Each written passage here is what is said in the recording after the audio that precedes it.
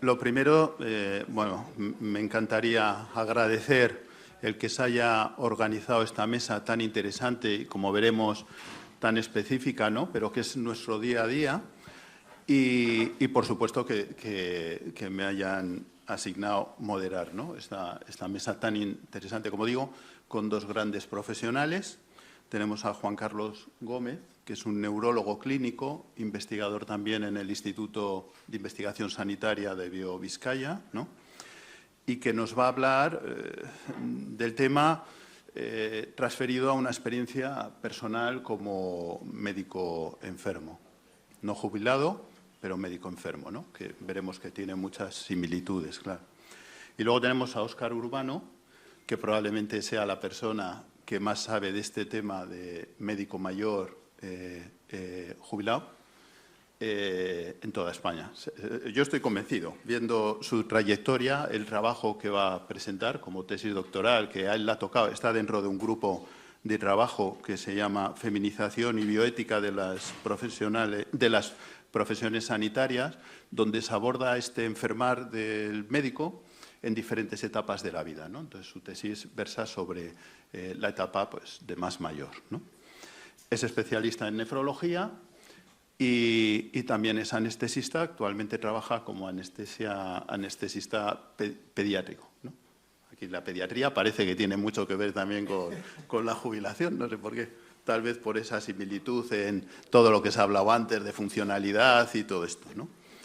La verdad es que, por contar dos experiencias así a modo de introducción, más personales, ¿no? Yo siempre a los médicos o los profesionales en general que tienen más edad que yo, siempre he tenido una admiración por ellos, ¿no? Porque a lo largo de tu experiencia profesional ves que lo que realmente te perfila, te mejora, es la experiencia, las vivencias que vas teniendo, la comunicación, las situaciones a las que te vas enfrentando.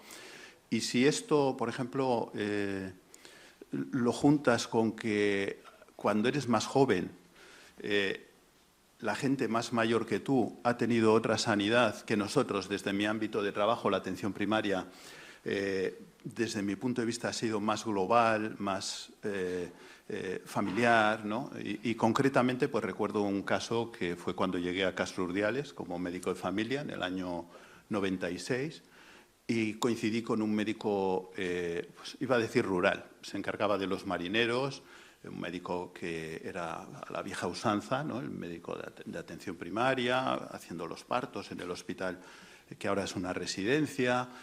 Y la verdad es que sentía las dos cosas, o sea, admiración y a la vez envidia, porque joder, es mejor que yo, ¿no?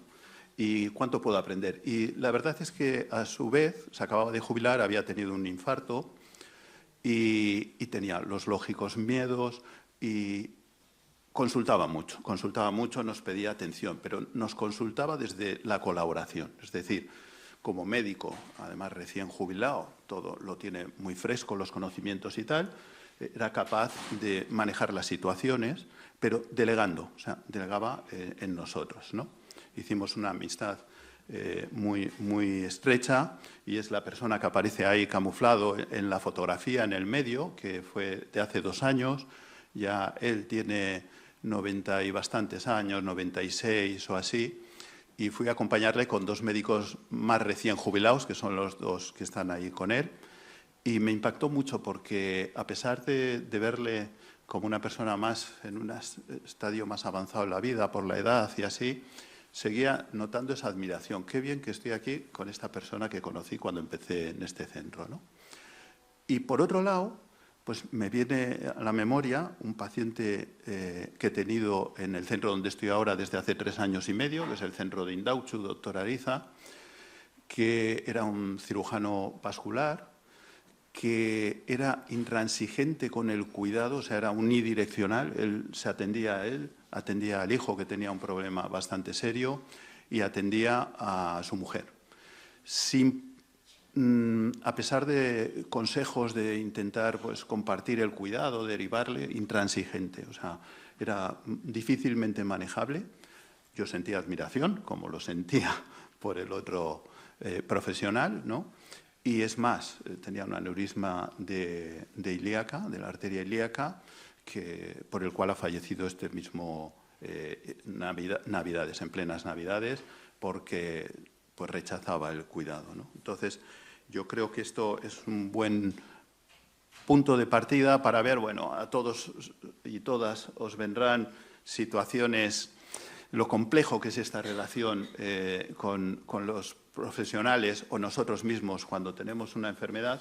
Por lo tanto, creo que va a ser una mesa pues, emocional, que va a manejar valores, que nos va a llegar, ¿no? Y que va a hablar de transferencias y vivencias. Por eso va a ser tan emocional, ¿no? Hemos repartido, intenté buscar, digo, bueno, pues voy a calentar más el ambiente y voy a encontrar un poema que haya por ahí que hable de esto, ¿no? Y como no lo he encontrado, pues por medio de la inteligencia artificial, pidiéndole qué tipo de poema querías, pues teníamos eso. Lo iba a leer, pero creo que es más interesante que pasemos, sin más demora, a los dos ponentes. Y luego, al final, tendremos un tiempo para las preguntas, comentarios y eso.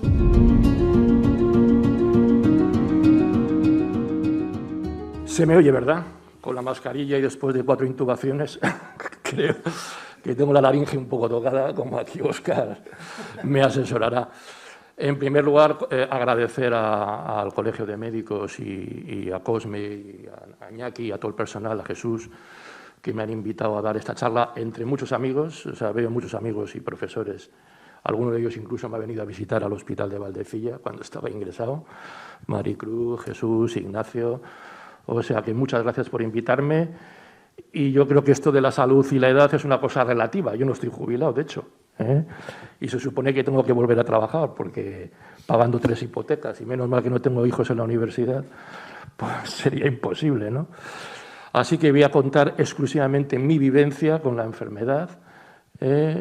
Comentaba que hace un año estaba haciendo guardias, bueno, hace año y medio, el 6 de enero hice la última en el Hospital de Cruces, y me vino todo esto de repente, sin esperarlo. Bueno, sin esperarlo. La negación siempre existe entre los médicos, ¿no? Y revisaré y haré un poquito autocrítica también de mi actitud hacia esta enfermedad que me ha tocado, ¿no? Y como digo, pues esta semana ha hecho un año. Os adelanto que me trasplantaron de corazón el 26 de mayo en el Hospital Universitario Marqués de Valdecilla. Por cierto, no sé si hay alguien de Santander, pero darle la enhorabuena porque es un servicio de cardiología magnífico, igual que el nuestro, pero allí tienen la particularidad de que hacen trasplante cardíaco, ¿no? Y el 8 de abril, que era un sábado santo del año pasado, yo ya me encontraba mal, me encontraba cansado, me encontraba fatigado, tenía edemas, pero bueno, yo hacía footing, hacía spinning en el gimnasio hasta hace año y medio y no tenía conciencia de estar enfermo, o por lo menos, digamos, conscientemente, ¿no?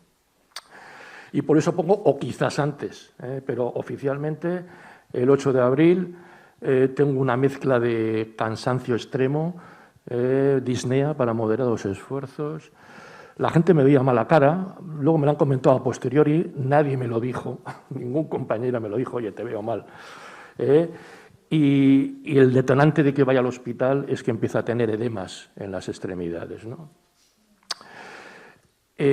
Pongo esta foto porque esta foto se publicó en el diario El Correo, no sé si muchos no sois de aquí, pero los que sois de aquí lo conocéis, y justo el día antes de ingresar me sacaron esta foto. Era porque teníamos un proyecto de investigación con la Universidad de Harvard a cuenta de la microbiota en el Parkinson, que ahora está muy de moda, y nos sacó Fermín del Correo pues un artículo, y vino el día antes, porque yo creo que el 11 de abril era el Día Mundial del Parkinson, que caía en Semana Santa, yo ingreso el 8, y la foto, el artículo lo sacaron antes porque no querían que coincidiera con los días de Semana Santa. Bueno, en cualquier caso, esta es la foto del día previo en la que podéis observar que ya, pues en efecto, no tengo buen aspecto, ¿no? Tengo edema, tengo un color cetrino y estoy cansado. Y realmente aquel artículo me vino mal en el momento porque no me encontraba en condiciones favorables, ¿no? Y por eso pongo, o quizás antes. Yo ya desde 10 años antes tenía síntomas, palpitaciones, tenía una ortopnea ligera, hacía spinning, hacía bicicleta, pero bueno, notaba que cada vez llegaba menos, Total, que esto de tener amigos cardiólogos y, pues, oye, hago un estudio, pues venga, hazte un estudio. Y acabé, quiero recordar, con 2 o 3 ecocardiogramas, 2 Holter, 2 resonancias cardíacas y aquellas cosas incipientes. Entonces era una patología que no se conocía mucho y lo llamaban, no sé si hay algún cardiólogo en la sala, miocardiopatía no compactada. O sea, un exceso de trabeculación en el ventrículo izquierdo, pero con una función, fracción de eyección del 50. O sea, me lo dieron como, bueno, puede ser algo, míratelo, pero no nos preocupa, porque haces ejercicio, haces una vida relativamente normal, no has tenido arritmias. Ahí lo dejé. Esto fue en el 2011, creo recordar. Tuve la particularidad que en aquel 2011 me fui a trabajar a Nueva York, a un hospital de la Primera Avenida, no sé si conocéis el NYU Langone Center, y estuve ahí rotando con un compañero que sabe mucho en disautonomías, que es lo que me gustaba. Me hice un seguro aquí, en el Colegio de Médicos, por si me pasaba algo. Y lo que es la sanidad de aquellos lares, ¿no? Pues me dio un presíncope, un día que estábamos a 20 grados bajo cero, en pleno enero, y en un centro comercial, me acuerdo perfectamente, y no sabía dónde ir. Digo, tengo un seguro, un cojo seguro del Colegio de Médicos, y no sé, o sea, estaba más preocupado por dónde ir que por lo que me pasaba, ¿no? O sea, por contextualizar también que lo importante es la enfermedad y no el contexto, ¿no?, médico. Y yo creo que en ese aspecto somos unos afortunados. Tanto la sanidad pública como privada en este país está muy bien conjuntada y afortunadamente no tenemos que preocuparnos de dónde voy, ¿no?, si me pongo malo. Y ahí, creedme, que para mí fue angustioso, ¿no?, encontrarme mal y no saber qué hacer. La negación. Esto lo hice después, ¿no? Y realmente, echando vistas atrás, yo seguía haciendo ejercicio, tenía palpitaciones, había cogido peso, y la gente, me acuerdo que Maricruz, que está aquí, me decías, ¿no?, has cogido peso y es raro porque no comes tanto. Y hice una cosa, esto lo hice ya en el hospital, porque estuve muchos meses ingresado y me dio tiempo, que es revisar de lo que tenemos en el móvil los pasos que ando al día, ¿no? Y metí, fijaros, en el año, esto es un año, de septiembre de 2016 a septiembre de 2017, y me di cuenta que de repente pasé de andar entre 12.000 y 15.000 pasos diarios a apenas llegar a los 5.000, digo, leches. O sea que ya indirectamente había cambiado un hábito con evidente negación de lo que me estaba pasando, porque hacía una vida cuasi normal, pero no normal, y encima lo que nos pasaría a muchos de nosotros, ¿no?, pues que cogimos un COVID tras otro cuando trabajábamos en el hospital y todo lo achacábamos al COVID, ¿no? Estoy cansado por el long COVID y no porque tuvieras otra patología o porque fueran desencadenante, ¿no? Así que el 8 de abril me presento en esta puerta, que Ignacio conoce muy bien, Sábado Santo. Digo, bueno, hoy no habrá mucha gente en el hospital. Seguramente, igual con suerte encuentro algún compañero. Pues no conocía a nadie. O sea, allí me presenté, y eso que hacía apenas un año que había dejado de hacer guardias. Y era un Sábado Santo, los médicos que había aquel día eran la mayoría jóvenes, ¿no?, y los adjuntos también eran jóvenes y no conocía a nadie. Yo esperaba encontrarme a mis amigos, a Garry, a Ignacio, a algún compañero por allí, y no conocía a nadie, ¿no? Esa es la segunda angustia. Y una compañera joven me dice que tengo que ingresar por sospecha de cardiopatía. Claro, yo digo, sospecha. Ella me sacó una analítica, me parece que pidió, creo que lo digo bien, el péptido natriurético o algún, y dio muy elevado. Así que en un Sábado Santo yo no llevaba ni la maleta, dije en casa que volvía enseguida, que iba a hacerme una revisión, y allí ingreso un 8 de abril y hasta finales de septiembre no salgo entre una y otra. Y ya subo a la coronaria y entonces ya empiezo a conocer a gente, ya empiezan a venir los veteranos de mi quinta, y bueno, ahí lo de la coronaria pues fue terrible porque vino mucha gente a visitarme y ya Susana, que es la jefa de la unidad coronaria, que es amiga mía además y de mi quinta, me dijo, voy a prohibir las visitas. O sea, se acabó, no viene nadie más a verte porque manejar esto es imposible, ¿no? Y la comunicación no verbal, ¿no?, sin ella explicitarme que la cosa estaba fea, lo que nos pasa a los enfermos, cuando somos enfermos, más si somos médicos, ¿no? Y esto me acuerdo que lo comentaba mucho Pau, el de Jarabe de Palo, ¿no?, que una mirada alegre, una mirada triste, te puede amargar o alegrar el día, ¿no? Y allí con la comunicación no verbal empecé a intuir que aquello era algo muy serio, ¿no? Y que la cosa pues estaba fea. Susana no me dijo nada hasta el final, hizo todo el estudio, la verdad es que se portó de cine, no conmigo porque fuera médico, veía el entorno y todos tenían un tratamiento de maravilla. Y pues acabé así, acabé en un helicóptero, esto creo que fue el 18 de abril en efecto, y me trasladan a este otro hospital, un hospital también maravilloso, la verdad es que tengo amigos allí y he salido encantado después de toda la negativa experiencia de la enfermedad, ¿no? Y me llevaron el helicóptero porque tenía una fracción de eyección del 10%, me tenían que poner un balón de contrapulsación, o sea que aquello era, pues, susto o muerte, ¿no? O sea, no había opción. Evidentemente yo estaba informada de todo lo que había y bueno, y la verdad es que di por finiquitado mi proceso vital. Dije, bueno, pues hasta aquí hemos llegado, he tenido un buen proceso vital, pues las circunstancias son estas, algún momento tiene que llegar, un poco pronto, pero bueno, la verdad es que yo siendo muy hipocondriaco, que siempre lo he sido, me llamó la atención que no hice una vivencia demasiado agresiva o nerviosa o terrible del momento, ¿no? Y revisando el móvil de aquella época, hice cosas de las que no me acuerdo, entre ellas esta foto. O sea, me debí hacer un selfie en el hospital, en la unidad coronaria. Yo creo que no se llama coronaria, se llama cardiología intensiva o algo así del hospital Marqués de Valdecilla, ¿no? Y empiezan las dudas, ¿no? ¿Tendré donante?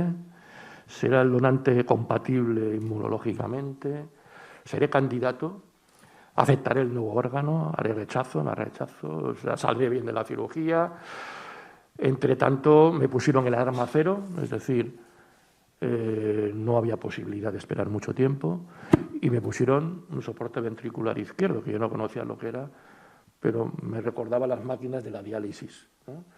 Pues bombeaba hasta el punto que me acuerdo que una cardióloga me dijo, no te apures, aunque tengas fibrilación ventricular, esto sigue funcionando. Y de hecho, ver mi monitor era echarse a temblar, ¿no? Bueno, y el 26 de mayo pues sale la luz, ¿no? De aquí quiero dar las gracias al donante anónimo. Todo lo que sé de él es que era del sur, de Andalucía, lo que llega a saber porque tengo compañeros nefrólogos que me dijeron que ese día hubo una alarma de esta de trasplante desde Córdoba, o sea, no me enteré directamente, pero sí indirectamente, y que era joven. Es todo lo que alcancé a saber, pero bueno, evidentemente tengo una deuda pendiente con esa familia y con esa persona, ¿no? Y la cirugía fue bien, pero hice pues todas las complicaciones que uno puede hacer. Pues hice una miopatía de paciente de UCI, una neuropatía, varias neumonías, me intubaron 3 veces. Luego me fui recuperando poco a poco, después de 3 semanas en la UCI, ingresado, se ha intubado, estuve 3 meses en la UCI. Y empieza esa segunda fase, ¿no? El sentimiento de culpa, que me sorprendió el poco apoyo psicológico para estas cosas, ¿no? Pues el hecho de que alguien se haya muerto y tú recibes un órgano, eso psicológicamente es difícil de digerir, ¿no? Aparte de lo que te pasa, ¿no? O sea, que son muchas cosas, ¿no? Y realmente tuve problemas psicológicos serios, ¿no? Aparte de depresión, tuve alucinaciones, de las que me acuerdo perfectamente. Algunas tan graciosas como que me llamó el Lendakari, y de eso me acuerdo perfectamente. Que le dije a la enfermera, creo que me ha llamado el Lendakari, y dile que luego me pongo. Pero bueno, me acuerdo que había todo el mundo de color naranja, era otra alucinación, que era muy repetitiva, sobre todo al llegar la noche, veía todo de color naranja, la gente de color naranja, y luego por la noche me acuerdo que yo creo que había un paciente musulmán ingresado al lado mío, y oía cánticos o rezos, y eso se multiplicaba, o sea, toda la noche estaba oyendo rezos, o sea, como de un trastorno sensitivo llegas a hacer una alucinación, ¿no? Y me acuerdo perfectamente, sí que echaban falta un poco más el apoyo psicológico, ¿no? De todo esto, ¿no? O sea, el personal era encantador, de hecho los mejores psicólogos eran enfermeros, enfermeras y auxiliares de la unidad que eran magníficos todos ellos, pero bueno, sí que eché en falta esto, ¿no? Y así hasta septiembre. Esta es una foto de los carnavales que me pusieron disfrazado allí en el gimnasio de rehabilitación cardíaca, y estuve pues 2 meses en la UCI más, aparte de los que estuve, 15 días en planta, y me dieron de alta la segunda semana de septiembre y me acaban de dar de alta hace 15 días de rehabilitación, porque tenía la miopatía, el injerto ha ido bien. De hecho, ayer estuve en el hospital de Valdecilla en la revisión del año. Y bueno, el trasplante lo he tolerado bien, no he hecho ningún tipo de rechazo. Los efectos de la medicación ya los conocéis, inmunosupresores, corticoides, etc., etc. Pero bueno, me puedo dar por un canto en los dientes, ¿no? Y empecé a buscar, no quería teorizar sobre el tema, pero sí a ver a otros compañeros médicos que les hubiera pasado lo que me ha pasado a mí, ¿no? A ver qué opinaban ellos, opiniones, ¿no? Y me gustaron estas que he puesto aquí, ¿no? Lo peor es conocer más datos que un paciente normal. Es decir, yo creo que a un médico hay que tratarlo diferente como médico. O sea, no puedes entrar en la bolsa de pacientes normales, y con esto no quiero decir un trato ni mejor ni peor. Quiero decir diferenciado, ¿no? Porque la información y los miedos tú los manejas de manera diferente, ¿no?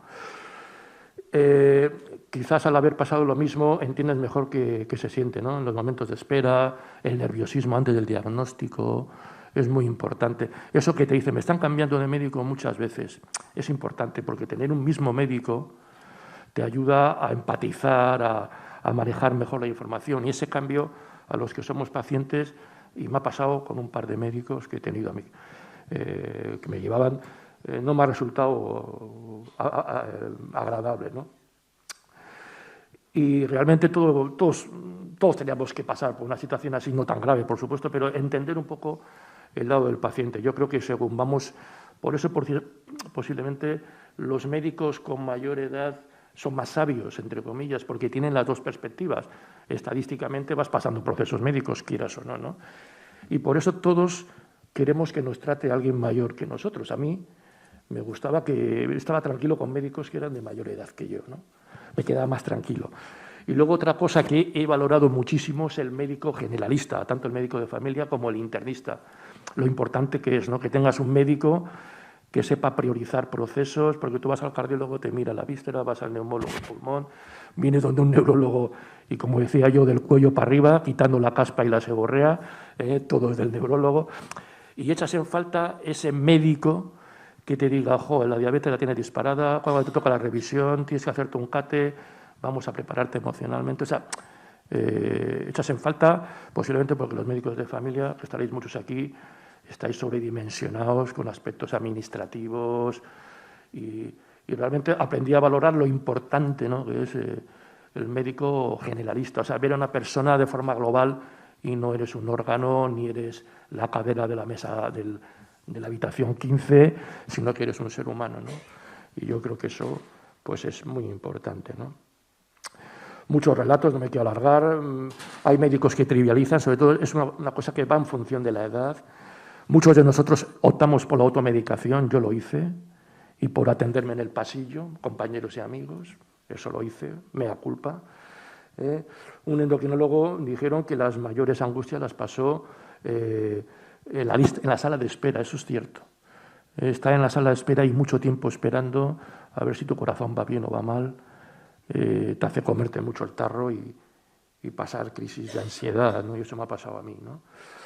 Luego la visita, a mí particularmente me gusta porque yo he sido tutor de residentes y que pase mucha gente. Yo creo que la gente joven se tiene que formar así, pero bueno, un médico sí que decía que le intimidaban que las visitas fueran muy numerosas, ¿no? Con residentes, estudiantes. Para mí eso nunca ha sido un problema, ¿no? Luego el tema es muy importante, sobre todo para los pacientes oncológicos, ¿no? Manejar el tema de la supervivencia, ¿no? Porque tiendes a buscar tú en Internet y yo decidí no buscar nada. Pero es muy importante manejar esa información y sobre todo no a través de las redes sociales, ni a través de Internet, ni siquiera de artículos, sino a través de tu médico, ¿no? De familia, ¿no? Y para terminar, mi visión de todo esto que me ha pasado. Lo mejor, el personal sanitario es impresionante. Y no me refiero solo a los médicos. O sea, mis enfermeros de Valdecilla eran mis psicólogos, ¿no? Pues había uno cuando estaba triste por la mañana, cuando entraba, miraba la cara y me montaban un karaoke para alegrarme, por hacer una idea. O iban a preguntarle al cardiólogo si iba todo bien conmigo. O sea, era gente realmente que se preocupaba por ti, ¿no? Lo que decía antes de la sanidad pública, o sea, el hecho de tener esa garantía. Y yo tengo consulta privada, pero me pareció impresionante, ¿no? Lo que pasó en Nueva York, no sé dónde ir. Bueno, aquí no me tengo que preocupar de eso, me tengo que preocupar de mi enfermedad, ¿no? Y eso es un bien, y que luego se complemente con la sanidad privada, ¿no? Para buscar cosas específicas, ¿no? Y yo creo que eso es una cosa que tenemos en nuestro país que es digna de mención, ¿no? Conocer el problema, la vía de solución como médico era importante porque sabes a dónde lleva todo y, desde luego, lo que os decía, el papel de la atención primaria me parece fundamental. No solo los procesos leves, graves. Yo creo que los que mandan, la Administración, se tendría que sentar con los colegios de médicos, con los médicos de familia y repensar el modelo de atención primaria, ¿no? Posiblemente quitando horas a papeles administrativos y dándole más importancia a la atención al enfermo, ¿no? Que es lo que quieren los médicos de atención primaria y lo que queremos los pacientes, ¿no? Y lo peor, desde luego, la negación de mi problema médico, negación de la realidad, la ausencia de un soporte psicológico. Creo que la psicología hay que meterla en la sanidad pública de alguna manera, ¿no? Yo tenía una psicóloga en Valdecilla que era encantadora, pero venía un día a la semana. Así no se puede gestionar ni emociones ni problemas, ¿no? La búsqueda de información de manera no controlada, aunque seas conocedor, es absolutamente poco recomendable. Lo único que te hace es generar más frustración y, si tienes un problema muy grave, pues entrar en una depresión, ¿no? La comunicación médico-enfermo, lo que os decía, yo buscaba pacientes mayores que yo, porque la comunicación era mejor y porque han pasado procesos médicos que posiblemente empaticen más contigo, ¿no? Al final, el paciente joven, que están muy bien formados, posiblemente mejor que nuestras generaciones, no empatiza mucho contigo porque es realmente, nos ha pasado a todos. Cuando eres médico crees que nunca vas a enfermar y si tienes 25 o 30 años, pues más, ¿no? Eso no me toca a mí. Con lo cual, la empatía es fundamental. Y luego, la no existencia de circuitos específicos, ¿no? para médicos enfermos. Sé que hay a nivel de psiquiatría, de psicología, pero yo creo que tendría que ser global. Repito, no para tratar mejor o peor que al resto de la población, sino para manejar diferente información, diferentes pronósticos. Yo creo que esto, diferentes demandas, yo creo que esto sería, bueno, imagino que los compañeros lo tocarán, ¿no? Una anécdota es que esas Navidades, no sé si os gusta Dolores Redondo, a mí me encanta la trilogía del Baztán, y me regaló mi cuñada en Navidades, antes de que pasara todo esto, este libro, Esperando al diluvio. No os hago ningún spoiler, pero bueno, el que no lo haya leído, pero digamos que al protagonista le pasa lo que me pasa a mí. Y encima está ambientado en Bilbao durante las inundaciones del 83. Y mi cuñada, cuando me trasplantaron, vino a Bilbao ella, Dolores, aquí a la Casa del Libro, y se fue. He quitado un poco la foto de ella con mi sobrina, y le contó toda la historia a la escritora, y se quedó de piedra, claro, y me escribió esta bonita dedicatoria, ¿no? En ocasiones el diluvio no es el final, ¿no? Y a todos los que enfermamos, sea de lo que sea, yo creo que lo tenemos que tener en cuenta, ¿no?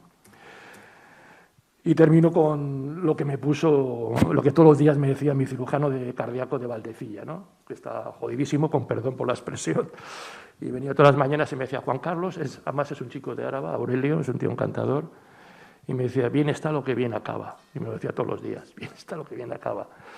Y sin más, gracias por la atención. Y yo creo que ahora...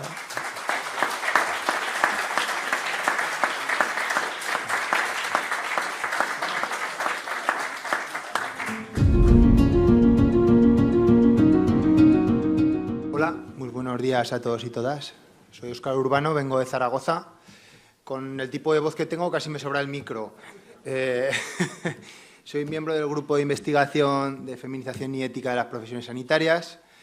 Lo primero que me gustaría es agradecer a la organización esta amable invitación, especialmente a Jesús Orbe, que siempre ha sido cercano conmigo desde que nos conocimos. Agradecer a Iñaki su presentación especialmente cariñosa y la presentación personal de Juan Carlos. Vengo a presentarles unas pinceladas sobre lo que es mi proyecto de tesis doctoral, que es el proceso de enfermar de las médicas y los médicos jubilados, unas simples pinceladas que se realizan en el contexto de la Cátedra de Profesionalismo y Ética Clínica de la Universidad de Zaragoza y en colaboración con el Colegio de Médicos de Zaragoza. Aquí les traigo este trabajo. Forma parte de un proyecto mucho más amplio a nivel nacional que recibió una beca FIS del Instituto Carlos III, que se titula Enfermar es humano cuando el médico es el paciente, que lo que hace es abordar el proceso de enfermar en todas las etapas, desde el estudiante de medicina, el médico en formación, el médico en activo y el médico jubilado, que es la parte que me ha tocado a mí. La parte de mi trabajo se basa, puesto que el proceso de enfermar de los médicos y médicas es una realidad compleja, queríamos abordarlo desde el principio desde diversas perspectivas.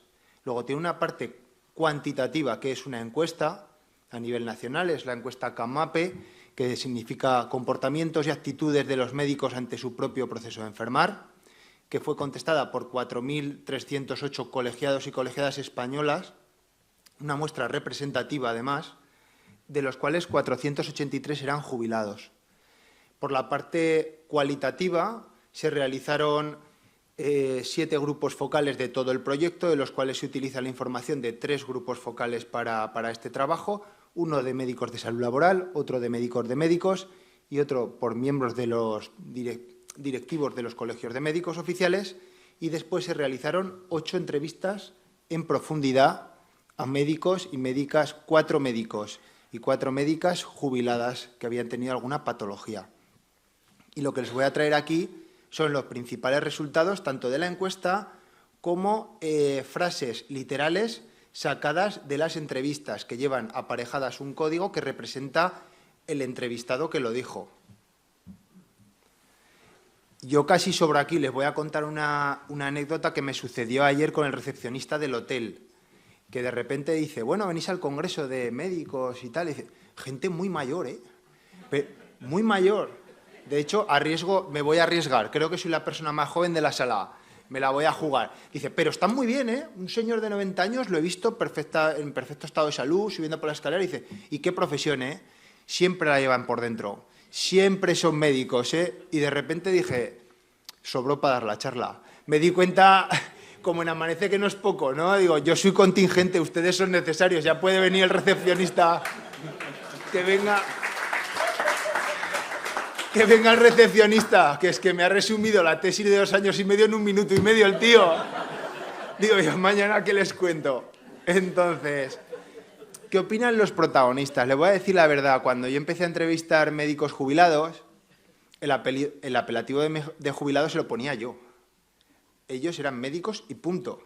No era una entrevista a médicos jubilados, era como haber cogido una nave del tiempo, viajar a los años 90 y hacer una entrevista a un médico, porque todas sus opiniones siempre hablan con el foco de la conciencia puesto en cuando ellos ejercían.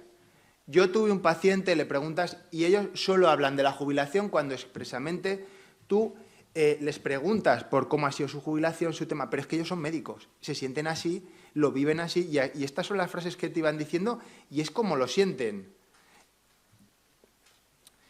¿Cuáles son las particularidades de los médicos en general?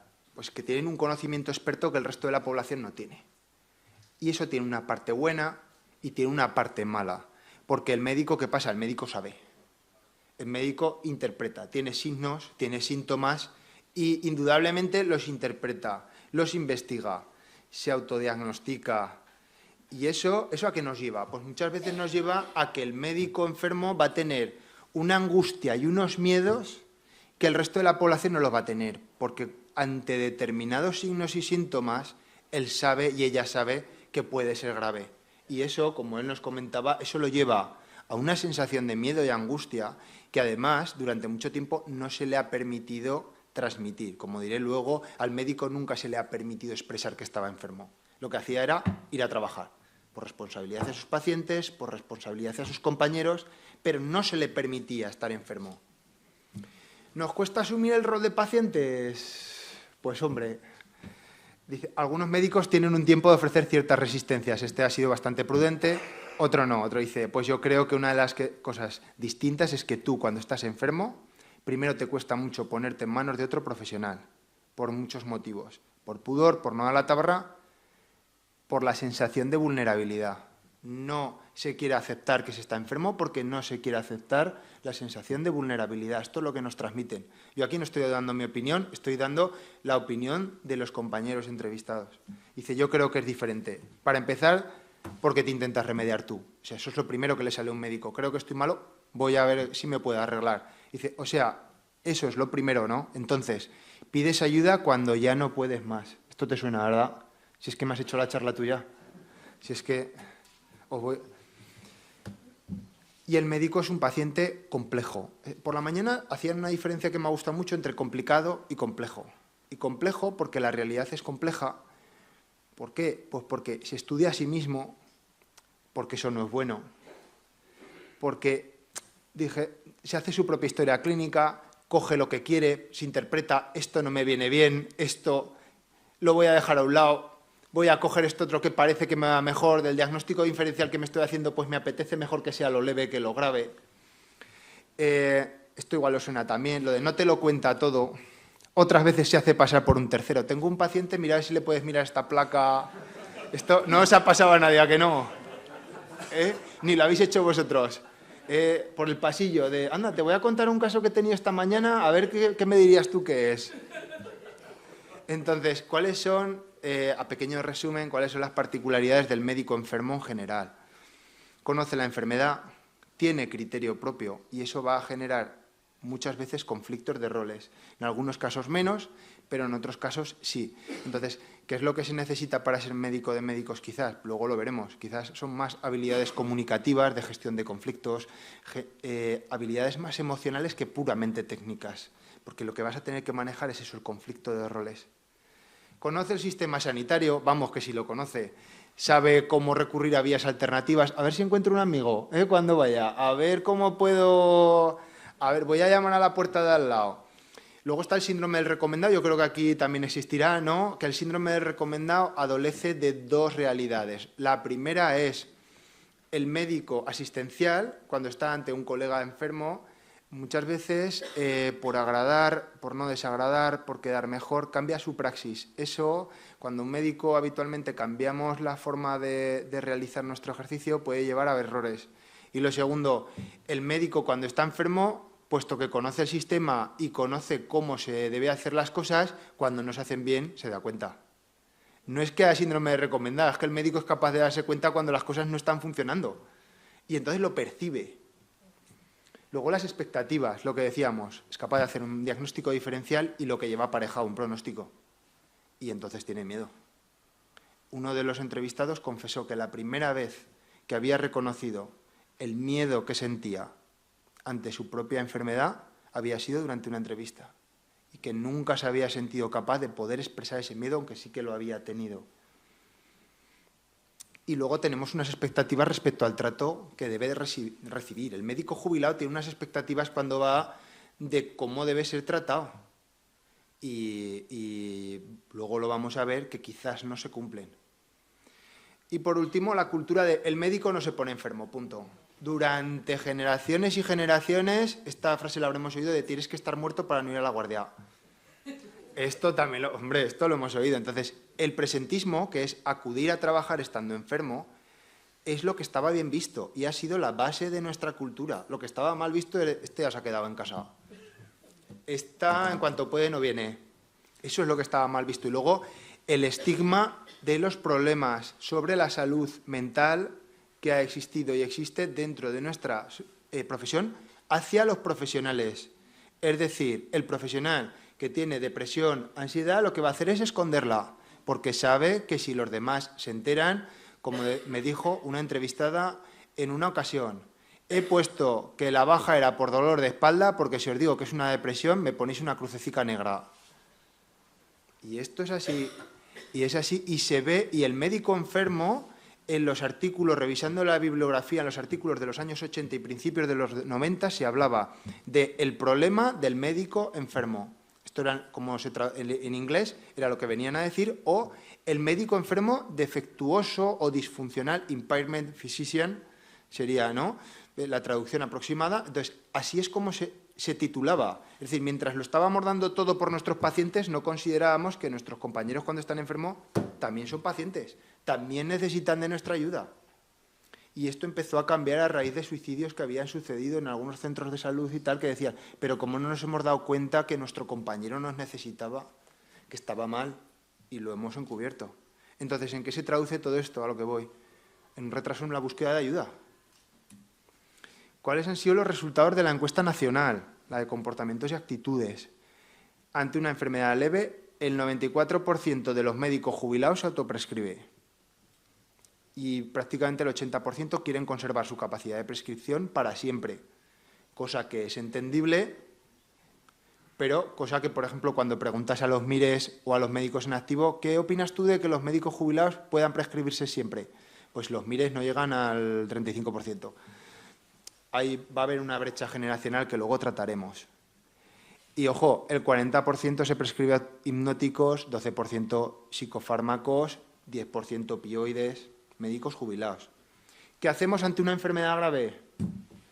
3 de cada 4 médicos jubilados lo que buscará es una consulta formal o informal a un colega que todavía esté trabajando y que le venga bien. Eso es lo que va a hacer. Sobre todo de pasillo, oye, mira, ¿qué me pasa? ¿Tú qué opinas? Y si lo que le dice no le gusta, buscar a otro. Este comportamiento, es decir, ante una enfermedad leve me automedico, ante una enfermedad grave busco un colega de forma más o menos formal, es exactamente igual al de los médicos en ejercicio. Igual. ¿Por qué? Pues porque los médicos jubilados son pues como los médicos en ejercicio. O sea, las actitudes que tienen son las mismas. ¿Ya a quién van a recurrir? ¿Quién es el médico de médicos? Dice uno, recurres al que sabe. Esa es la ventaja de ser médico, que sabes en tu hospital quién sabe y quién no. Y a ese es al que vas. Dice, ¿a quién vas? A tus amigos, al que tienes más confianza. Dices, que es humano. ¿A quién vas ahí? Pues al que sabes que está bien formado, a tus amistades. Pero claro, aquí está la gran diferencia. Los médicos jubilados sí hay 2 grupos bien diferenciados según la investigación. Y lo son los recién jubilados, que pueden funcionar como un médico en activo porque acaban de salir del hospital y conocen a todo el mundo. A todo el mundo. O sea, van a ir al hospital y todavía los saludan por su nombre, los conocen, los residentes los conocen, los adjuntos los conocen y tiene una gran facilidad para alcanzar pruebas diagnósticas o tratamientos por vías alternativas. ¿Qué le pasa al médico que lleva años jubilado? Pues este señor mayor, ¿quién es? Esta señora mayor que está por aquí, oiga, pero y entonces va a buscar ayuda, no encuentra a nadie, los que ya estaban, o sea, como pone ahí uno, ya algunos se han muerto o se han jubilado. Cada vez encuentras menos gente conocida, decía otro. Dice, lo que peor me sienta desde que estoy jubilado. Antes, cuando estaba en el hospital, iba el compañero y ahora ya sin una cita no me hacen nada. ¿Por qué? Porque queremos, en el fondo, el médico jubilado sigue queriendo actuar como cuando estaba en ejercicio y estaba ahí metido en el hospital y las cosas han cambiado. Este póster que les pongo aquí, no sé si les gustará Star Wars o están familiarizados con ello. Tuve que explicar mi tesis en 3 minutos hace unos meses y entonces utilicé la figura de Obi-Wan para intentar poner de relieve esta diferencia que hay entre el médico en activo y el médico jubilado, ¿no? Porque mientras Obi-Wan era joven y la orden estaba en marcha, no tenía ningún problema para encontrar transporte, medios, dinero, lo que hacía falta. Sin embargo, vemos en las películas donde Obi-Wan es mayor que está escondido en una cueva y que no le hace caso a nadie. Y así lo resumimos rápido, porque es que es verdad, ¿no? Ya no tiene acceso ni a diagnóstico, ni a terapéutico, va al hospital, no lo conoce nadie, los compañeros, el que no se ha ido a un sitio está escondido en otro lado, se ha jubilado, se ha trasladado. No tiene esa capacidad de acceso a la vía, a la asistencia sanitaria por las vías alternativas. Entonces, ¿qué les queda? El médico de familia. Ya, pero es que el 25% no conoce a su médico de familia. Es que no lo conocen. Y hay diferencia entre mujeres y hombres, mientras que es 1 de cada 6 mujeres la que no conoce a su médico de familia, es 1 de cada 3 hombres el que ni lo conoce ni lo va a conocer. Y te dicen, ¿y para qué? Ante una enfermedad leve, ¿cómo nos comportamos? ¿Cómo se comportan los médicos jubilados? Pues el 3,6% de las mujeres van al médico de familia cuando se encuentran con algún problema leve. Y es el grupo de los que hemos estudiado que con mayor frecuencia acude al médico de familia ante una enfermedad leve, y es el 3,6%. Las que más. Las que más. En caso de enfermedad grave, subimos un poco. El 15% de los hombres acuden al médico de familia frente al 27% de las mujeres. Es decir, las mujeres tienen un contacto con el médico de familia más cercano. Y, de hecho, a lo largo del estudio lo que se ha visto es que las mujeres médicos suelen tener actitudes más prudentes respecto a su autocuidado y al manejo de su propia salud. ¿Qué sucede con los entrevistados? La mitad conocen a su médico de familia, la otra mitad no. Algunos hacen trampa y luego explicaré por qué. 2 de los 8 entrevistados reconocen la importancia del médico de familia, es porque ya son médicos de familia. Y solo una... y solo una de estas dos acude de forma frecuente al médico de familia porque era un antiguo compañero del centro de salud, que ella era su jefa, con lo cual tiene una relación como de colegas, pero que si tiene que ir al otorrino, llama a un otorrino amigo que tiene el hospital y se acabó. O sea, va al médico de familia, pero cuando tiene que si necesita que le miren el oído, tiene que ir al reuma o al rehabilitador, pues va al hospital. Tenía un puesto de coordinación, además de diferentes niveles, entre diferentes niveles de asistencia sanitaria, con lo cual conocía a todo el mundo. Entonces, pues eso, dos que les parece más o menos, bueno, sí, no está de más que se establezcan vínculos, dice alguien. Una sí, decía, es importante saber quién es tu primer interlocutor para cualquier cosa. Una sí lo tenía más claro, que era lo que decía él, un médico que organice todo. Pero y el resto dice, bueno, el médico de familia sí, lo tenemos en la tarjeta, no lo usas mucho. Podría ir al centro de salud, pero si resulta que la puerta al lado es el cardiólogo, como hiciste tú, venga, resonancias, pues vas al cardiólogo que dice, vas al que tienes, que me cae de camino, me cae al lado. Dice uno, hace muy pocos años, 3, 4, 5 años, que he conocido al médico de familia mío para aspectos burocráticos. Este señor lleva 10 años jubilado. Dice, yo tengo una especie de médico de cabecera en el hospital, el internista de cabecera. Dice, ahora estoy preocupado que se va a jubilar. Dice, igual me pienso si voy yendo al médico de cabecera o no, ya veré. Y lleva 10 años jubilado, una pisa del centro de salud más que para, no sé, para coger un sello o algo. ¿Y por qué? Claro, la pregunta interesante es ¿por qué esta relación con los médicos de familia? ¿Qué es lo que ha sucedido? ¿Qué está pasando?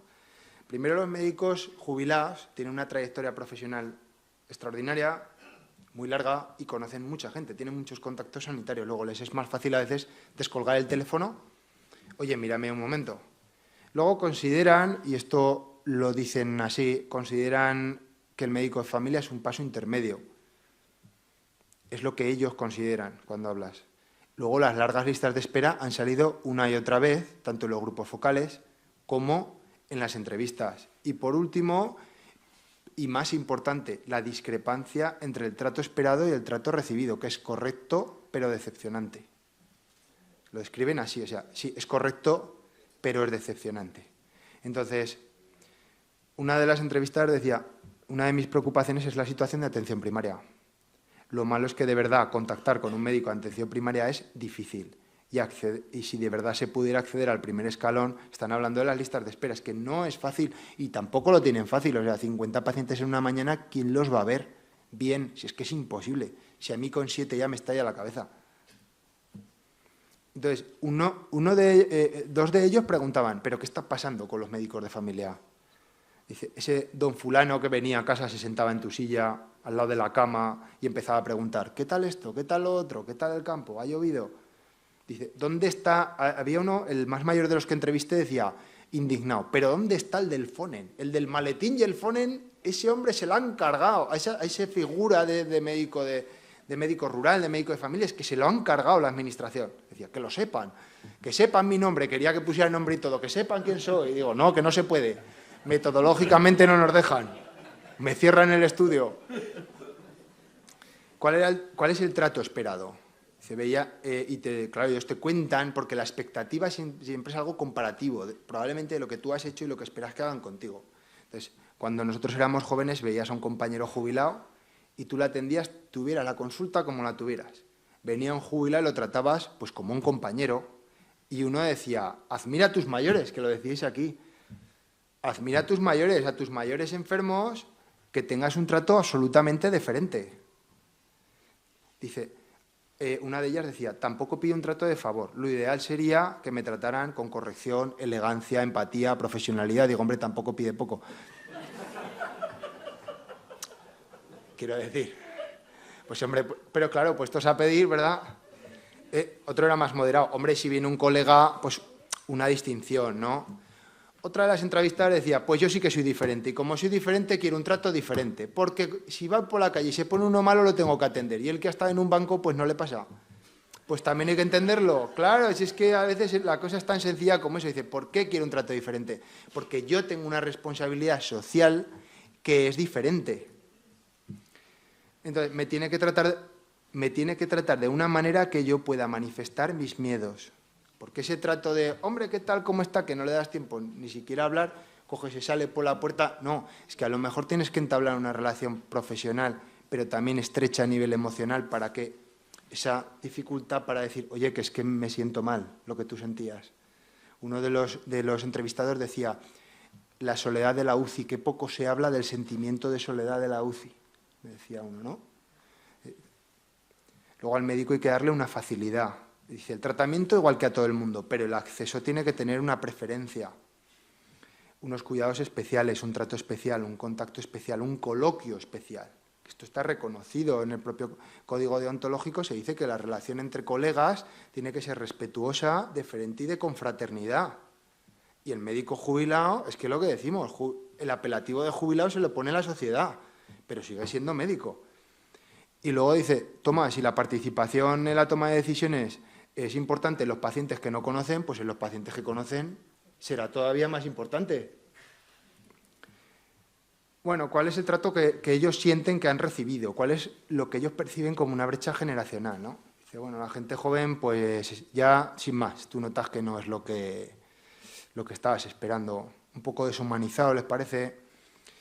Ha habido un cambio generacional en las relaciones que tampoco lo circunscriben a la profesión médica, sino que para ellos es un cambio que se ha producido en la sociedad, una serie de cambios sociales y que se han trasladado a la propia profesión, que la ven que ha cambiado mucho la profesión, ¿no?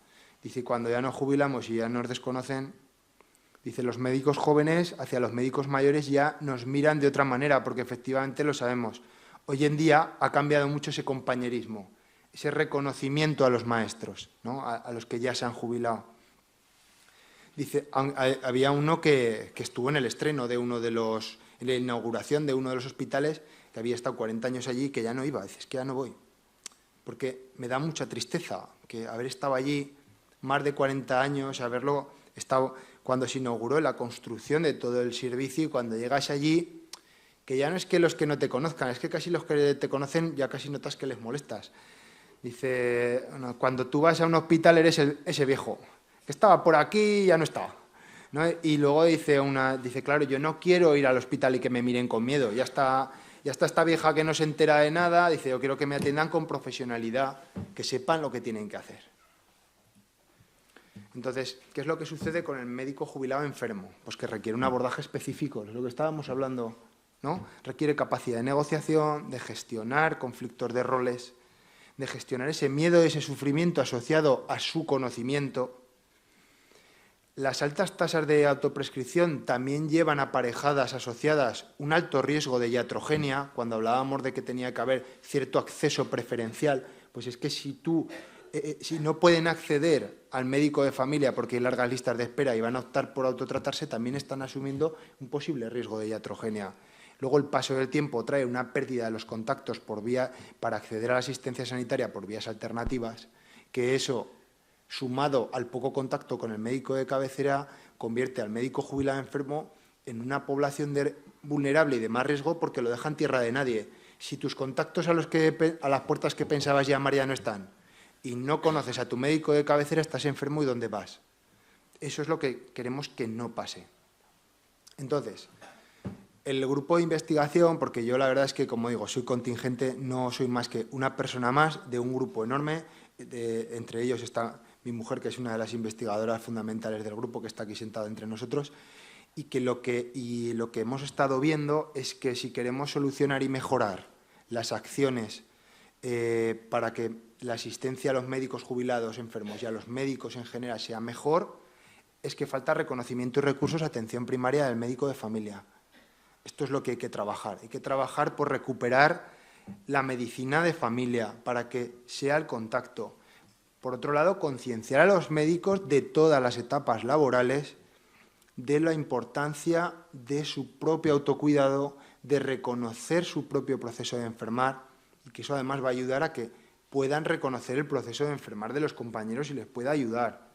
Luego hacen falta programas de formación profesional continuada tanto para el autocuidado y reconocimiento de la propia enfermedad como para ser médico de médicos, porque la mayoría de los médicos entrevistados, cuando hablan de su experiencia como médicos asistenciales de otros colegas o en los grupos focales, lo que sale es que ellos no tuvieron formación, no la creen necesaria porque no la tuvieron, han sustituido la formación por experiencia. De hecho, lo que se ve en la encuesta a nivel nacional es que los médicos que más incómodos se sienten tratando a un colega son los más jóvenes y las mujeres. Cuanto más jóvenes son y además mujeres, se sienten más incómodas y consideran que tienen mayor falta de formación. Y eso sí, la falta de formación coincide en todas las etapas laborales, piensan que recibieron poca formación para poder atender a un colega. Esto hay que subsanarlo. Por último, consideramos que el médico de familia es el único elemento del sistema que puede ofrecer la continuidad y longitudinalidad de la atención sanitaria, organizando de manera integral todos los aspectos de la salud del médico jubilado. Esto es un informe que se publicó en el conjunto del Consejo General de Colegios de Médicos de España hace 2 años, que es el trabajo de todos los compañeros de todas las etapas laborales. Y hasta aquí llegaría mi exposición. Muchísimas gracias por la atención. Espero que les haya gustado.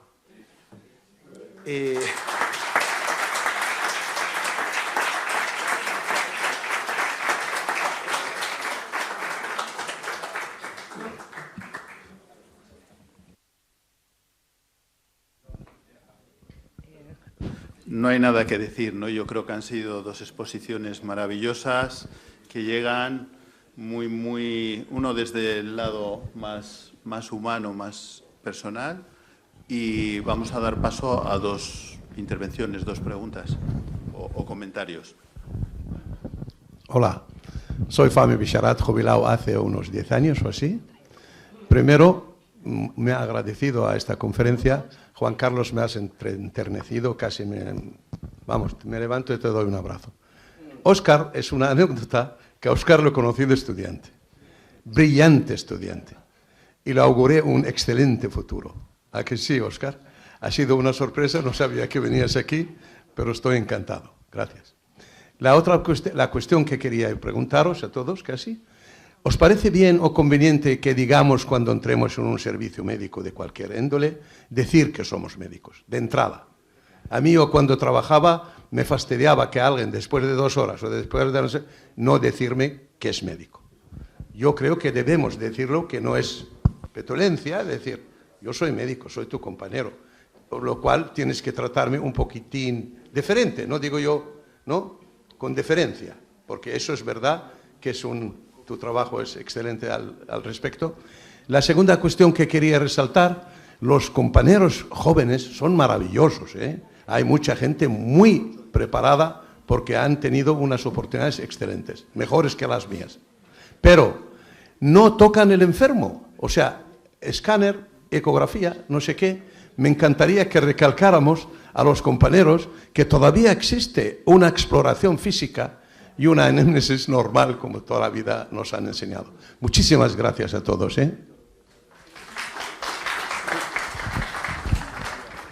Pues muchas gracias por la pregunta, porque en nuestro trabajo sí abordamos este tema. El trabajo tiene un alma translacional, es decir, no solo queremos coger datos, sino que se traduzcan en medidas prácticas para mejorar la asistencia. Una de ellas es abordar una serie de normas o de manual de estilo en las cuales el médico se presenta al compañero, ¿no? Que haya como una especie de normas que faciliten, de hecho, que queden recogidas dentro de lo que es el código deontológico de cómo se debe de presentar un médico enfermo al colega que lo está asistiendo, para que además no haya esas tensiones de, mira, ya se me está presentando, se presentan tarde o cuando nos tenemos que presentar. Algunas de las estrategias que se planteaban es que la presentación se hiciera no recién entrado quizás, sino cuando ya han pasado unos minutos o te empiezan a hablar de algún tipo de pruebas o te empiezan a hablar de algo más técnico, entonces decir, perdona, que puedes hablarme con más naturalidad o puedes hablarme con un lenguaje más técnico porque soy médico y creo que te voy a poder entender y seguir, ¿no? Sería buscar un momento que ni sea al principio entrar en tromba y decir soy médico porque parece que le estás exigiendo, ni tampoco dejarlo para el final cuando llevas ya 4 consultas y dices, y ahora me lo dices, ¿no? Después de 4, no, buscar ese momento cuando se empiezan con cuestiones más técnicas, que quizás es el momento de decir, bueno, pues ahora que soy médico, puedes hablar conmigo con una naturalidad y con un lenguaje más técnico. Esto es lo que nosotros opinamos. Totalmente de acuerdo. Yo, de hecho, creo que lo hice así. Los médicos que no me conocían, primero presentaba mi problema médico y luego ya cuando empezaba con tecnicismos, que igual intentaba él simplificarlo, lógicamente, porque pensaba que no era médico, ya le explicitaba, ¿no?, que era un profesional. Y luego la segunda pregunta era en torno a la gente joven, ¿no? Yo con la gente joven estoy encantado. De hecho, he sido tutor de residentes, pero sí que es cierto que hay un cambio generacional, posiblemente porque el conocimiento ya no te hace, entre comillas, perder el tiempo de una exploración. Los neurólogos ya sabéis cómo somos. Nos podemos tirar 2 horas con el martillo, el diapasón, y ahora yo sí que veo que la gente tira pues una resonancia y ya tengo aquí el infarto capsular. Yo creo que sí que es cierto que hay que mejorar y las generaciones jóvenes están mejorando, pero el aspecto de tocar al paciente, o sea, esa empatía de sentirte explorado, eso se está perdiendo y es una pena, ¿no? Y es lo que me decía Juanjo Zarrán, que le conocéis la mayoría, mi jefe, ¿no? Que la exploración te hace poder ejercer la neurología pues en un pueblo recóndito del País Vasco, de Zaragoza, por ejemplo, sin necesidad de un escáner o una resonancia cerca, ¿no?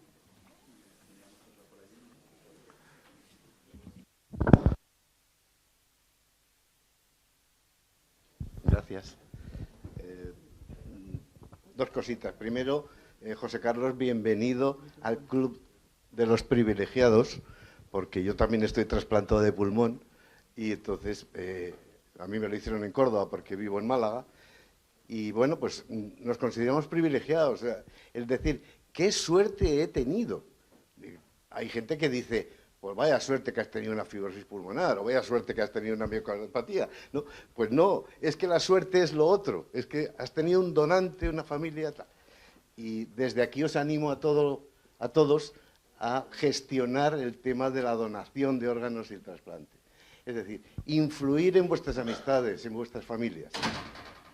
Los órganos, una vez que te mueres, no suben al cielo, así que mejor dejarlos aquí, ¿no? Y luego al doctor Urbano, encantadísimo de la presentación. Primero decir, has dicho, yo soy contingente, vosotros sois necesarios. Yo creo que necesarios no hay ninguno, todos somos contingentes, ¿verdad? Pero ha estado muy, muy bonito. 2 cositas. En el estudio, quizás habría que hacer una diferenciación entre médicos de familia y médicos de hospital. Porque en los médicos de hospital tenéis el acceso, sabéis qué cardiólogo funciona bien, qué neumólogo funciona bien. En familia no lo tenemos tan claro. Entonces, somos más de médico de familia también, aunque tenemos nuestros conocimientos de especialistas de hospital, ¿no? Y cuando a mí me dijeron, tienes una fibrosis pulmonar, te quedan entre 3 y 5 años, bueno, pues esto es lo que hay, ¿no? Me dijeron, hemos encontrado, te vamos a poner en lista de espera. Eso fue al cabo de 10 meses, no, perdón, al cabo de casi un año del diagnóstico.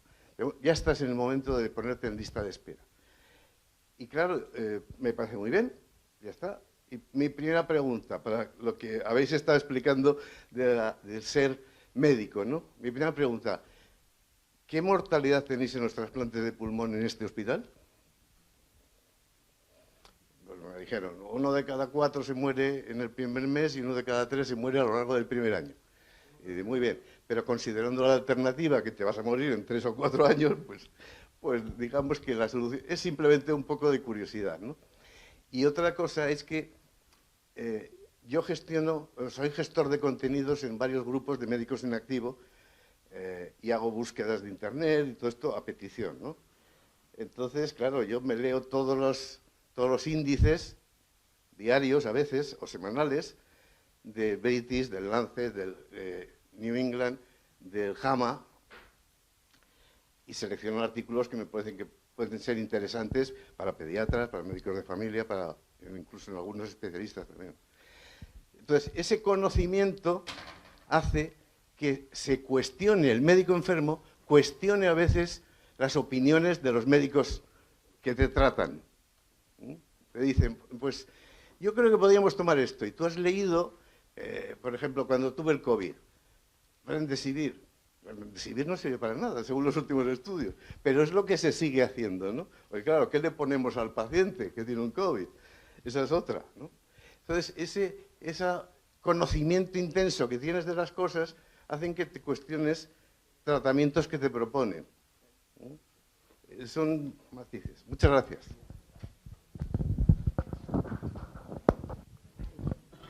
Buenos días. Mi nombre es Manuel Montero, soy el vocal de Médicos Senior de Córdoba. Primero quería agradecer la mesa, me ha parecido que la idea de organizarla me ha parecido magnífica, y daros las gracias y la enhorabuena tanto al moderador como a los dos que habéis participado. Me ha parecido muy estimulante, por eso quiero participar y hacer un comentario.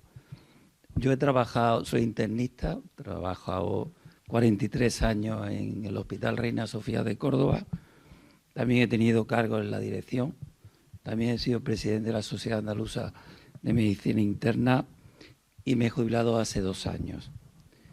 Mi experiencia como paciente fue antes de jubilarme. Fue muy fácil entonces porque me operaron de una válvula y el cirujano cardiovascular venía a verme a casa cuando me dio el alta, y después cuando tuve una complicación a los 15 días le llamé por teléfono e ingresé directamente en la UCI. O sea que realmente, pero sí que cambian las cosas. Ahora, de hecho, mi mujer, que también es enfermera, ha trabajado 43 años en el mismo hospital, en cirugía, me propuso hace 4 años que nos diéramos de alta en Asisa, y cuando tenemos algún problema menor vamos a Asisa porque no queremos molestar a los compañeros, no queremos pedir favores. Cuando tenemos un problema gordo, como yo tengo las revisiones, cardiología, pues vamos al hospital. Es decir, ella va al médico de familia porque es prima suya. Es decir, estoy contando mi experiencia con matices porque realmente es así.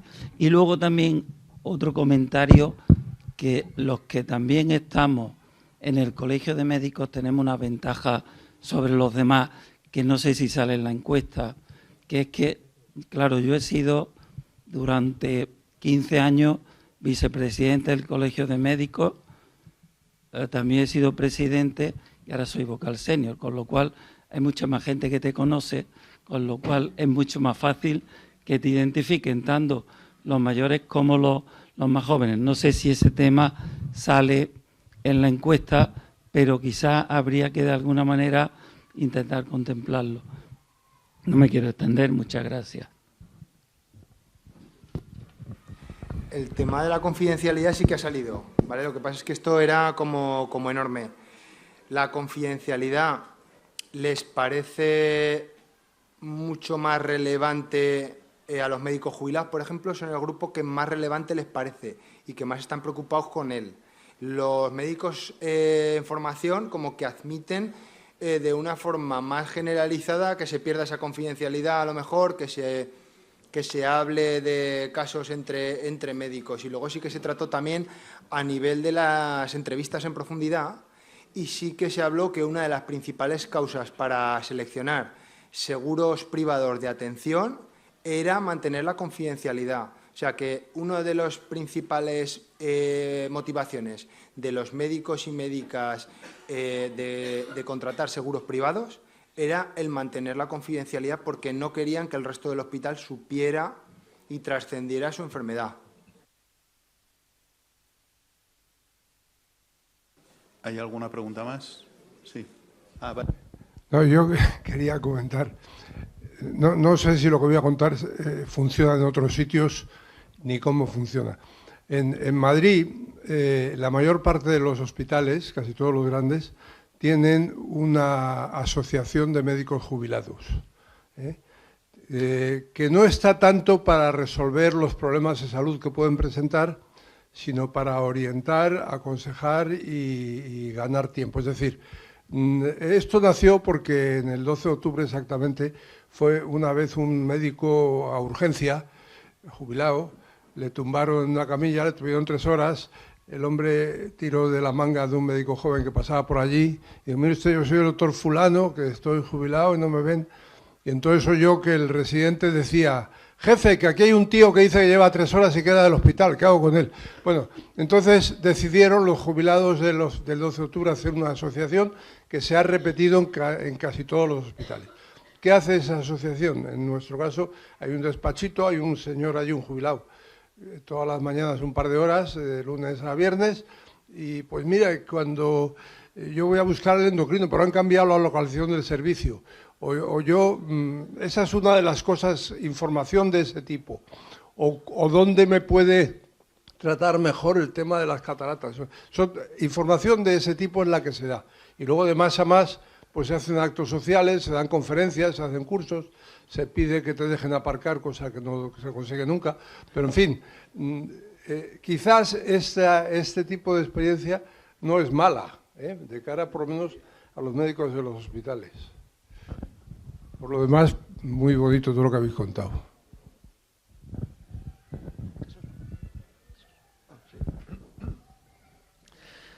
Buenos días, soy Morán, he sido director de formación de especialistas del Hospital de Cruces muchos años.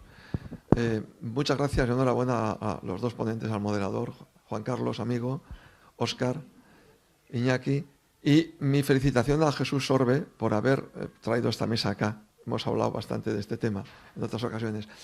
Yo quería preguntaros a ver cuál es vuestra visión, que todavía estáis en activo. ¿Consideráis que puede haber un problema de comunicación o de una buena anamnesis o una buena recogida de la información de las características sociales, laborales, económicas de los pacientes?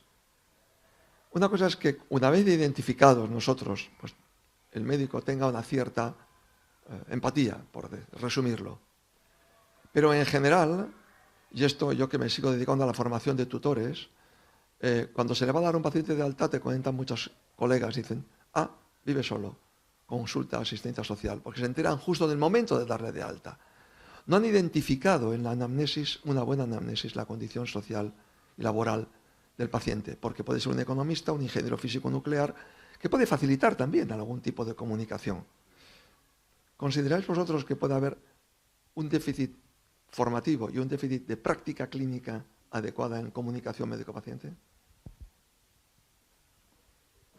En primer lugar, gracias Jesús, compañero y amigo, por supuesto.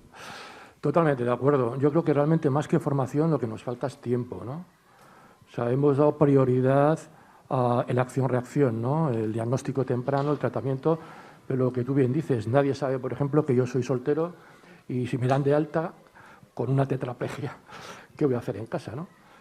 Gracias a Dios tengo amigos médicos y me dicen: tranquilo, que te llevo 15 días a Cruces y allí con fisioterapia mejoras y entonces cuando estés bien te damos el alta. Pero yo cuando me voy, me dan el alta porque soy un paciente que ya está curado, del proceso curado, en vías de curación, pero claro, voy con otro problema que igual si tengo un entorno familiar es mejorable o puedo solucionarlo, pero en mi contexto entonces no. Y yo creo que es muy importante lo que hablábamos de empatizar, por eso es lo que os decía, ¿no? Tú quieres que te vea un paciente mayor que tú, o sea, un médico, perdón, porque sabe de tus problemas, ha pasado procesos médicos y se va a preocupar no solo de tu proceso médico, sino de si vives solo, si tienes otro tipo de patologías, si recibes tal pensión o tal ayuda. Y eso yo creo que es sumamente importante, ¿no? Y yo creo que el hecho de quitar tiempo a los médicos, sobre todo a los médicos de atención primaria, ver 50 enfermos, como bien ha comentado el compañero, es imposible, pues quita todo ese tipo de información, ¿no? Sí, yo quería intervenir porque se ha hablado mucho de la atención primaria también, ¿no? De la importancia en ofrecer estas características tan importantes en la enfermedad, como es fundamentalmente la longitudinalidad y la visión global, ¿no? Se mencionaba que ya no hacemos esa instrumentalización que los médicos hacíamos más antes, ¿no? Pero que es que la instrumentalización en atención primaria es muy sencilla, es el fonendo, que casi siempre lo tenemos encima de la mesa, y sobre todo la comunicación, ¿no? Entonces, es fundamental lo que es la anamnesis, la exploración, pero es fundamental tener esta visión integral, ¿no?, de la persona. Hay estudios ya reconocidos donde se ha visto que la pérdida de longitudinalidad, el que no tengas una atención continuada por el mismo médico de atención primaria, es un factor, hay una diferencia muy importante incluso en algo como es la mortalidad, ¿no?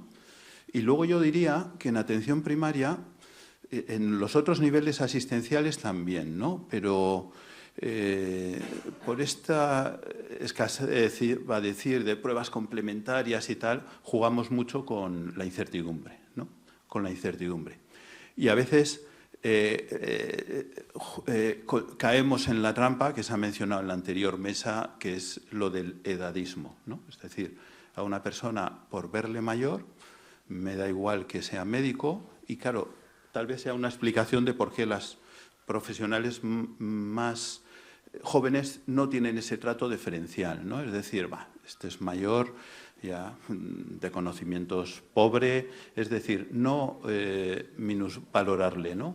Y sobre todo con esta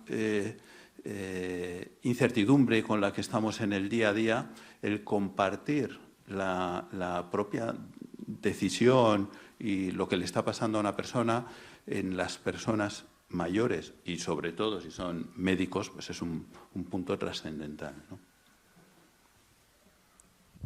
Sí, hola, buenas tardes, buenos días todavía.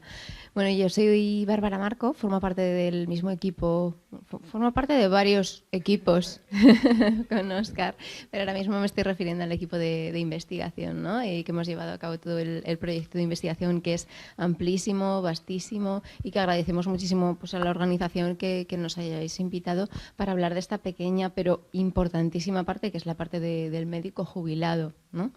Pero que tiene otras muchas ramas más, y que la situación del médico jubilado cuando enferma viene de actitudes que se instauran mucho antes, ¿no? Y de filosofías a la hora de trabajar que tenemos y que son idiosincrásicas del médico, ¿no? No sé si os recordáis, en el 2008 saltó a la prensa la noticia de un neurocirujano italiano que, mientras estaba operando a cerebro abierto a uno de sus pacientes, se dio cuenta de que estaba sufriendo un infarto de miocardio y lo dijo a sus compañeros: estoy teniendo un infarto. Anda, hombre, ¿pero qué me estás contando? Sí, estoy teniendo un infarto, pero a la vista de que no iba a poder ser sustituido por nadie más, continúa adelante con la operación.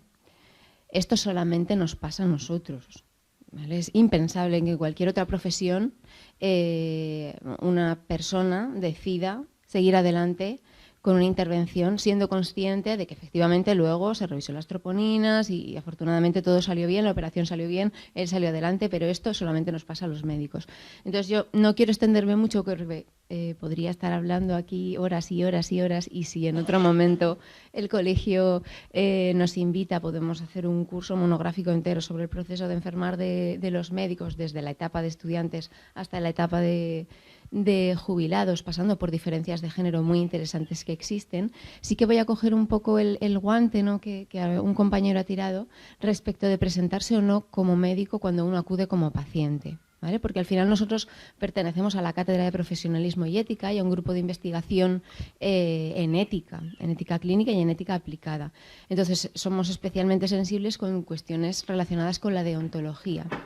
Y a nivel de código deontológico, como yo creo que todos sabréis, el código más reciente, digo porque creo que hemos tenido algo que ver en esto, hemos conseguido que añadan un pequeño punto en el código deontológico que incluya la recomendación de que cuando un médico acude como paciente se identifique como médico. ¿Por qué? Porque a lo largo de toda la investigación nos traía de calle el hecho de que había una gran disparidad y una discrepancia, incluso intrapersonal, entre lo que los médicos opinaban respecto a sí mismos, respecto a otros pacientes. Me explico. Se nos ha dado la circunstancia de preguntarles a las mismas personas: ¿usted cuando va como paciente dice que es médico? Y contestar: no, por Dios, yo voy y voy como uno más. Un 50 barra, dicen en Aragón, no sé cómo decís aquí. 48 barra. 48 barra. Pues no faltaba más. No, a mí que me traten como uno más. Vale, de acuerdo. Cuando usted está atendiendo a alguien y viene, ¿le gusta que le digan que es médico? Hombre, sí, hombre, fundamental. ¿Cómo no me lo van a decir? Es que si no me lo dicen, luego acabas enterándote y ya notas que te han estado poniendo en un examen, que han estado revisando a ver si lo que tú hacías estaba bien hecho o mal hecho. A lo mejor has estado perdiendo un montón de tiempo explicándole una cosa como si fuera un niño de 3 años, cuando a lo mejor diciendo vía aberrante te habría entendido, etcétera. Entonces, era una cuestión tan compleja, tan complicada y que se imbrincaba tanto con una serie de valores que no veíamos otra salida más que el código de deontología se mojara y nos ofreciera, pues bueno, una pauta a seguir, ¿no? Y hoy por hoy sí que está recomendado presentarse como médico cuando uno acude como paciente. Otra cosa es cómo uno lo haga, y en eso estamos trabajando. Estamos trabajando, como ha comentado Óscar, en un manual de estilo que esperamos poder sacar pronto, porque claro, no es lo mismo entrar en una sala de espera y con un letrero de neón, ¡soy médico!, que se pare todo el mundo y por favor, atiéndame a mí, que me pasen a mí, que me cuelen a mí, el escáner a mí. No es lo mismo esto que hacerlo de una manera pues un poquito con más tacto. Esto por un lado. Y respecto al código de deontología, y ya paso porque de verdad que no quiero acaparar el micrófono, bueno, sí que quiero, pero sé que no debo acaparar el micrófono. Respecto al código de deontología, previamente a este punto, el único punto referente al proceso de enfermar de los médicos que está recogido en nuestro código tiene que ver con el corporativismo mal entendido, que ha salido el tema de refilón, pero que creo que es fundamental que lo remarquemos. Es extremadamente frecuente, a pesar de que en el código pone que esto es una actitud contraria a la ética médica, ver que tenemos a un compañero que por A, por B, por C no está al 100% de sus capacidades. Mi tesis fue del médico en activo, con lo cual pues, entiendo que una vez jubilado esto cobra menos relevancia, pero aun estando en el código de deontología es extremadamente frecuente compartir esta filosofía, ¿no? de pensar la enfermedad como algo que te hace vulnerable y que te resta prestigio como médico, es como de alguna manera tener un médico enfermo es como contratar un abogado que está en la cárcel, caramba. No puede ser. Entonces, cuando tienes un compañero que está enfermo, la tendencia del equipo es a ocultarlo. La tendencia es a cubrirlo, a intentar que no cometa errores, a intentar descargarle de trabajo. Y esto es lo que llamamos un corporativismo malentendido, porque en realidad lo que estás haciendo es demorar que esa persona reciba la ayuda que está necesitando. Y esa es una pincelada que también quería comentar. Muy bien, pues es una pena, pero tenemos que concluir. Entonces, agradecer nuevamente al Colegio de Médicos la organización de las jornadas y de esta mesa en concreto, a Jesús Orbe y las brillantes participaciones de los dos ponentes. Ahora va a intervenir Jesús.